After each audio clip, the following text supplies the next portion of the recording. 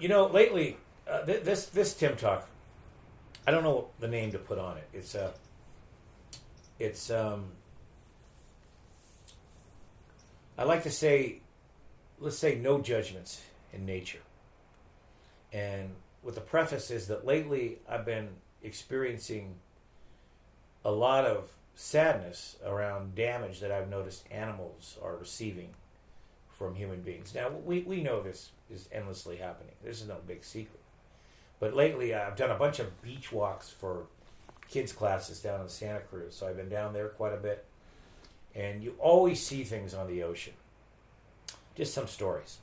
Probably one of the most graphic things I saw, which were even for me, someone who's been in the woods my whole life and witnessed animals in countless situations.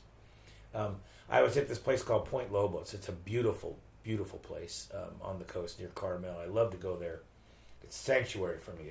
It's as I've talked about before, it's one of my power spots. I go there to be rejuiced and see nature in its ultimate beauty. And it truly is a power spot, as our land is in Mount Shasta. Then I was walking around, kind of blissed out, and all of a sudden I come around this turn, and I look down from about maybe 500 feet up a cliff down onto a cove that wasn't accessible by humans, and it was filled with seals down there drying out. They were harbor seals, and they come out of the water to dry up. And there was a seagull down there, and it was beautiful light coming in, and it was a photographer's dream moment. And there was these two small shorebirds who appeared to be either breeding crazily or fighting crazily. And they're kind of not paying attention to what's going on around them. And one of them gets too close to one of the seals, and the seal kind of knocks it with its flipper away. And they just kept going nuts. And I'm noticing this gull is kind of watching. Well, all of a sudden, they're fighting right near the gull, and one of them just gets stunned or something. I wasn't that close, so I couldn't tell. The other one moved away. And I watched the gull, in sheer horror, walk up to the bird and kill it. And I had the feeling, now I know this is a human feeling, but I think I'm right. He did it because he was annoyed with the bird. And he killed it, and I saw it flop and die, and then he didn't even eat it, which he could have. And then he flew off and left the cove. And the bird, its friend, I think they were friends. It came back very shortly after and was looking for it and found it there dead. And then the final move, the ocean waves came up and took it back out into the ocean. So in some ways it was beautiful. It was recycled into the environment. But my gosh, for a moment there I thought, only humans kill just to kill. I didn't realize that animals can do that. And I guess a part of me did, but there it was before my very eyes. And it was like, it stayed with me. Now, on the same trip, I was walking down the beach with a bunch of kids, and here's this beautiful common murre. It's a seabird similar to it reminds me of a penguin, but they live on the California coast, all the way up and down the coast. And they nest on rocks. They swim in the ocean 10 months of the year. They only come out to nest, and they literally fly underwater and catch fish. And they're one of the sweetest birds I've ever known. I've worked with them a lot in wildlife rehabilitation work, cleaning them from oil spills. And the kids see this bird just sitting in the surf. And 40 kids, we all walk up to it and can't move. So I walk up very gently. I open my heart. I approach it with care and honor and love, respect. I gently pick it up, and it's covered with oil on its bottom. And it was, if we hadn't have picked it up there, it would have drowned. It would have died in the surf. It was exhausted, and it was cold. And I took it to the wildlife rescue. They're friends of mine in Santa Cruz, and they're going to, they washed it, and it'll get released back into the wild. On the same day, we saw about 3 to 4 seals on the beach dead. And lately, the seals have gotten this disease that's killing some of them. But also, fishermen tend to often shoot seals. We also saw an otter, and they shoot otters because they consider them competitors to fishing. It's such a narrow viewpoint and really an ignorant, just for lack of a better word, stupid viewpoint. the oceans and the fish population stay healthy from the animals hunting them. They are not major competitors for fishermen, and fishermen should learn how to get along. But there's no accountability out in the ocean. You got a small boat out there, you got a gun, you shoot a seal. Who knows, right? So this happens, and that really hit me, as well as the otters are doing so poorly. They're not coming back very well at all, even with protections. So anytime you see a dead otter, it's horrible. And then I saw the same day one of the girls in the class goes, "What's that?" We look across the water of this pond, and there's some fresh blood and some wings laying there. So we run around. We get one of my apprentices runs around, grabs it, and brings it back to me, and it was a pelican, a brown pelican, which is a power animal of mine, fresh killed that night. And I realized in doing the tracking and just kind of put my energy into it and seeing what the story it told me, the pelican was in the night roosting on the edge of the pond, and a coyote ran up, grabbed it, took it up into the sand dunes, and ate it. So that was nature doing its beautiful thing, but man, that was graphic. And I got those wings, and I'm going to turn them into beautiful medicine wings. We'll use them in a sweat. So we'll carry that bird's energy on. But man, alive. And you know, a couple years before, a giant 80-foot whale was killed on the beach just down from my beach, Franklin Point. Again, I take these kids to this beach because it's a power spot for me. It's a pilgrimage, and I love to share it. Well, just down from it, another beach called Batano, an 80-foot whale washed up, a blue whale, the rarest of whales. There's so few left, they can hardly find each other to breed.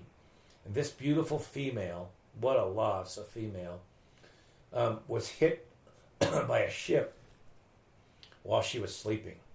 And she washed up on shore, and she aborted her 14-foot baby. They were both laying there. And I photographed her for 2 months as she went back to the earth. And all the gulls eating her and everything else. It was a fascinating experience, but oh, what a loss that was. And the stories just, they keep going on, you know. It's just of things I find like that. And I notice one thing that happens when you love animals and you know that animals get into trouble by people and you put your energy out, you attract that. You find situations that are needed. The most immediate thing that happened is 10 minutes ago, before I came here to do this talk, one of my apprentices called me. He was walking, his name's Finn, he was walking in a vineyard with his dog in Sonoma County, and he saw a barn owl that had flown that night into a net that was wrapped around the grapes. Oh my God, it was tangled up.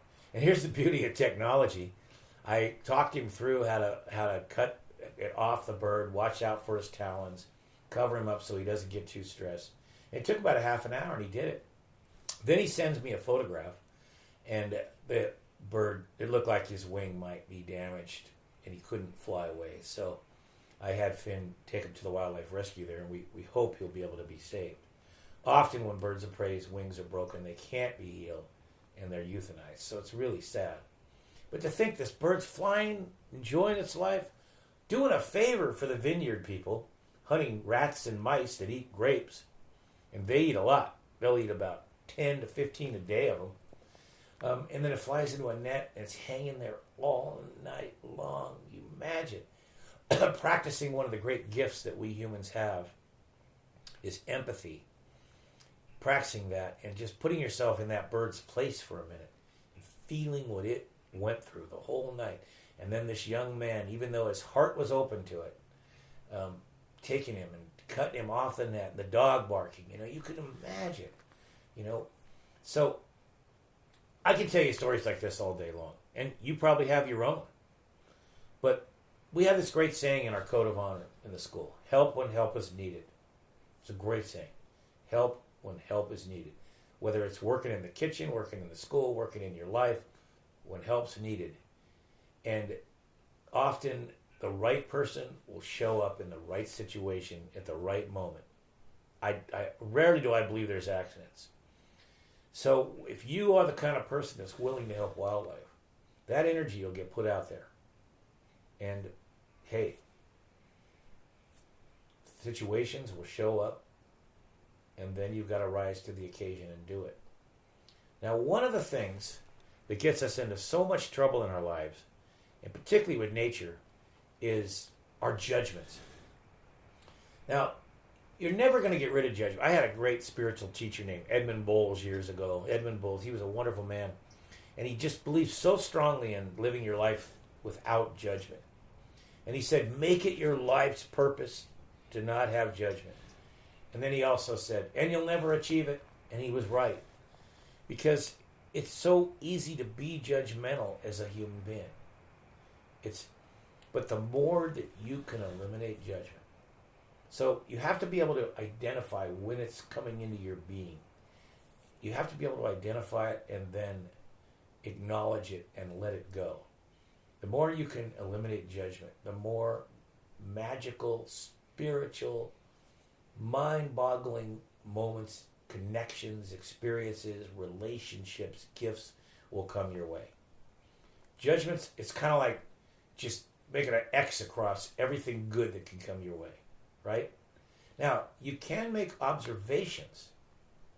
Like you can observe, yes, the owl caught in the net is a very sad thing, very painful, very stressful. Don't like it, want to fix the problem, blah, blah, blah, right? You don't have to add in, all vineyard owners suck, don't buy grapes, the whole system, you know what I mean? You can know that there's things you can do. You can go to action to change things. Help when help is needed on all levels. But you can keep the judgments out. Particularly with nature, with animals, when we bring in judgments, we stop opening up and growing and seeing and feeling the world around us. Very true with people too. The more we bring in judgments, the more we shut them out of our lives and we miss often great situations. Again, I don't mean that you can't make observations and based on good, clear observations, then take action appropriately. But judgments create separation. So think about it. And as you journey through nature, as it comes to you in countless stories and moments of extraordinary moments, just be with the moment. Observe them. Learn what you can. But more than anything, absorb the moment. Be with it. And leave the judgments home. In your own human world, if you can leave the judgments out, great. When they come in, acknowledge them and let them go. Don't live with them. Don't give them intenseness of life to bring them alive and stronger. Let them go. Find ways to dissipate them. You know, and you'll be a much happier person. You'll experience so much more of the world. It will unfold so much more deeply for you. Okay? So no judgments. This is, I mean, I could literally talk hours about this one. But it's something you simply have to practice. But nature is the great teacher for no judgment. You know, I tell you one last thing. I remember when I was younger and I was in the wilderness in Canada. I saw a bunch of ravens off in the distance. And I knew they were flying up high and I knew that they were over a kill. And so I went immediately. Again, how many people would see that and not respond, not go? I went. Not that I'm any better than anybody else. I'm just trying to inspire you. When nature speaks to us in many different ways, like the raven circling above a kill, the message is, see what's going on. So I went. And I went and I come over this knoll and I look and I hear this rapid barking and howling and it sounded horrible. Excuse me. And I look down into this gully below me and there's a moose that had been surrounded by a pack of wolves in about 10 feet of snow. It couldn't move, couldn't get away, and they were literally eating it while it was alive. And I watched that for 45 minutes and it did eventually die and they ate every bit of it. And then the ravens got their picks and the foxes and the bobcats that came by and all the other birds. So it was a good thing for everything involved except for the individual moose, but even for overall, probably good for the mooses. So I left judgment out of it, and I simply observed the situation. And I mean, it was raw. Seeing an animal alive being eaten, it's a tough thing to watch. And But doing it without judgment took me deeper into the experience. I literally got to live through it with all the other beings that were doing it. If I had experienced a lot of judgment, really strong judgment, I would have either walked away, I would have made a noise and scared them away. I would have, all in my mind, had all these thoughts about how wolves are bad and moose are good. And none of that's true, right? So it's a sense of, it really, I guess the word that comes to my mind is when you're practicing no judgments and letting nature be your teacher. The word that comes to my mind is, it's a sense of freedom, really. When you're not judging, you can soar. You can fly like that eagle, you know? And more and more and more will come your way. So practice no judgments, fully knowing you're never going to fully achieve it in your life. But even if you get it a little bit, you're going to be better off for it, okay? Ho!